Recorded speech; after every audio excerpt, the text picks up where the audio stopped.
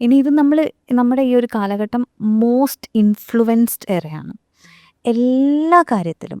How A partner should be, how your home should be, നിങ്ങൾ കുട്ടികളെ എങ്ങനെ വളർത്തണം, നിങ്ങളെങ്ങനെയായിരിക്കണം, നിങ്ങളെങ്ങനെ പ്രൊജക്റ്റ് ചെയ്യണം, നിങ്ങളുടെ സെൽഫ് കെയർ നിങ്ങളെങ്ങനെ നോക്കണം, നിങ്ങളുടെ പാർട്ട്ണറുടെ അടുത്ത് എങ്ങനെ ബൗണ്ടറി വെക്കും, എല്ലാത്തിലും നമ്മൾ ഇൻഫ്ലുവൻസ്ഡ് ആണ്.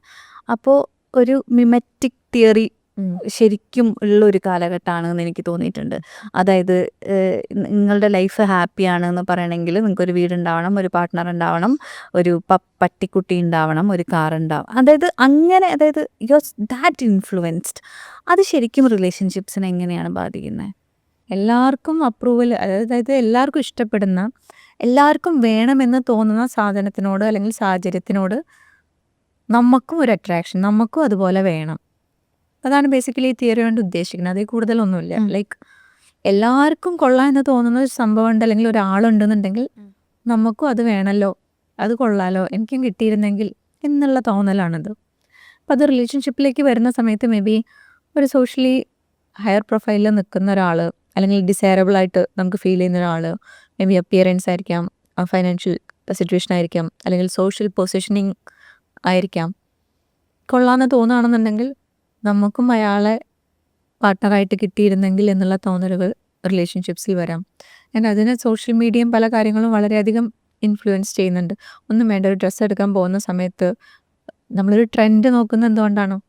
എന്തിനാ ട്രെൻഡിനെ ഫോളോ ചെയ്യുന്നത്? അതിനെ എല്ലാവരും അപ്രീഷിയേറ്റ് ചെയ്യുന്നുണ്ട്. അത് കിട്ടിയാൽ കൊള്ളാം, അത് കിട്ടിയാൽ ഞാനും നല്ലതായിരിക്കും, എനിക്കും ആ അപ്രിസിയേഷനും അപ്രൂവലും കിട്ടും. അതുകൊണ്ടാണ് നമ്മളും അതിൻ്റെ പിറകെ പോണത്. അപ്പോൾ സെയിം സാധനമാണ് റിലേഷൻഷിപ്പിലാണെങ്കിലും. ഇപ്പോൾ നമ്മളൊരു സർക്കിളിലേക്കൊക്കെ ഇന്നാവണം, അങ്ങനെയൊക്കെയുള്ള പല പല തോന്നലുകൾ ഉണ്ടാവും. സ്റ്റേറ്റസ് സിമ്പിൾസ് ആണ് മെയിൻലി അല്ലേ?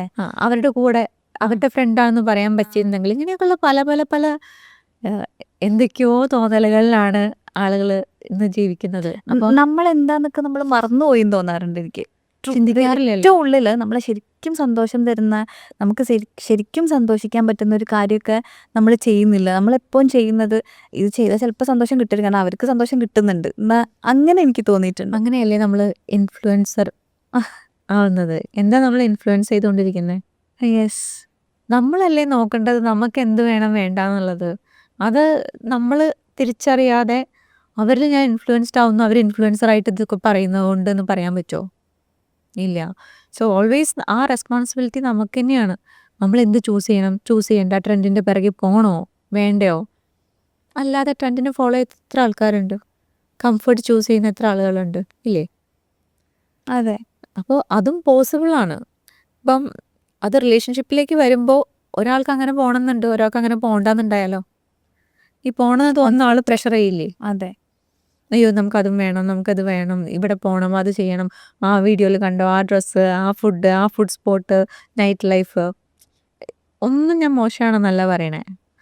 ഈ different opinion, different personality traits, നീഡ്സിൽ വരുന്ന കോൺഫ്ലിക്റ്റുകൾ, ഇതിലൊക്കെ ഒരു മിഡിൽ ഗ്രൗണ്ടിലേക്ക് എത്താൻ പറ്റാന്നുണ്ടെങ്കിലും കുഴപ്പമൊന്നുമില്ല, ബ്യൂട്ടിഫുൾ ആയിട്ട് പോകാൻ പറ്റും.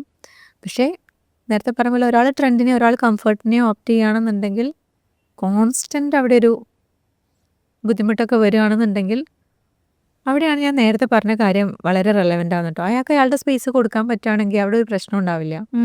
അയാൾക്ക് അയാളുടെ ഫ്രണ്ട്സ് കാര്യങ്ങളായിട്ട് അങ്ങനെയൊക്കെ എൻജോയ് ചെയ്യുന്നതിൽ മറ്റേ ആൾക്ക് കുഴപ്പമില്ല. എൻ്റെ കംഫർട്ടിൽ ഞാൻ വേറെ കാര്യങ്ങൾ ചെയ്യുകയാണെങ്കിൽ രണ്ടുപേരും ഹാപ്പി ആയിട്ടുള്ള കപ്പിൾസായിട്ട് തന്നെ പോകാൻ പറ്റും. അല്ലാതെ കപ്പിളായി അല്ലെങ്കിൽ പാർട്ട്നേഴ്സായെന്ന് വിചാരിച്ചിട്ട് എല്ലാ കാര്യവും എപ്പോഴും ഒരുമിച്ച് ചെയ്യണം, അങ്ങനത്തെ നിർബന്ധങ്ങളൊന്നും കീപ്പ് ചെയ്യാതിരുന്നാൽ മതിയാവും.